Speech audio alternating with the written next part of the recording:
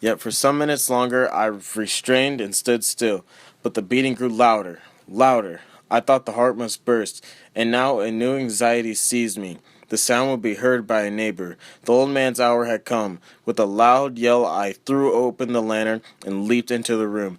He shrieked once only, and in an instant I dragged him to the floor and pulled the heavy bed over him.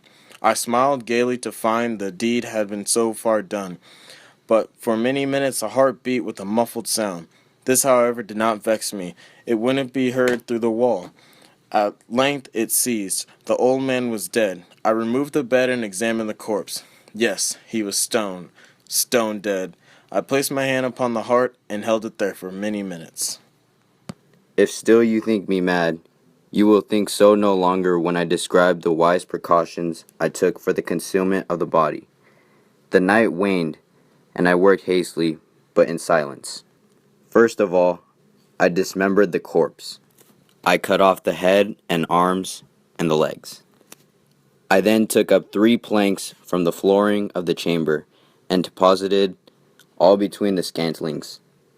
I then replaced the boards so cleverly, so cunningly, that no human eye, not even his, could have detected anything wrong. There was nothing to wash out, no stain of any kind, no blood spot whatever. I had been too wary for that.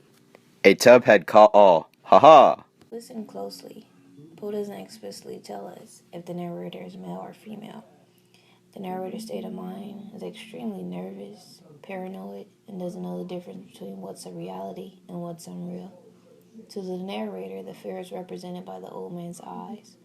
Poe describes his eyes as being pale blue with the film over it, and resembling that of a vulture.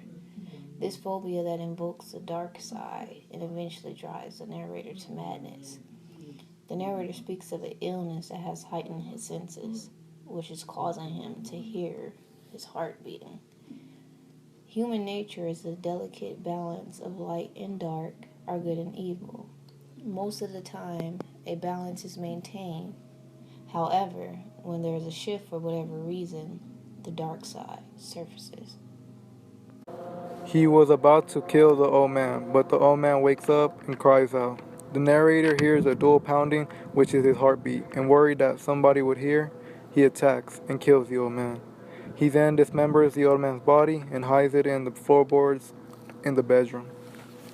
The only crime the old man had committed was that he had one eye that resembled one of a vulture.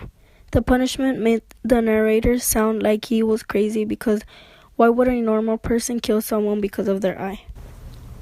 The police officers seemed to act so calmly and easygoing because they were satisfied.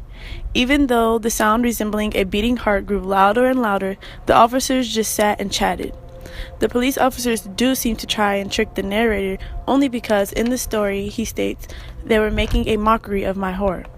So maybe they were trying to get him to confess about killing the old man.